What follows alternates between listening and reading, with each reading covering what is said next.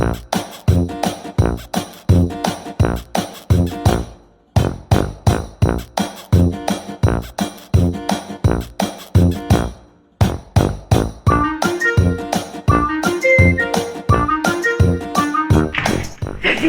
què et passa? Et noto preocupada. I ara què dius? Però si estic molt, però que molt contenta. Mira,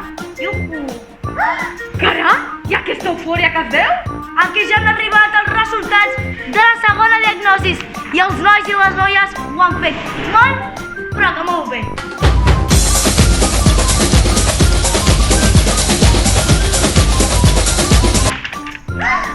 A veure, rovells d'ou partits. Tens raó, només han malbaratat un 0,30% de les racions.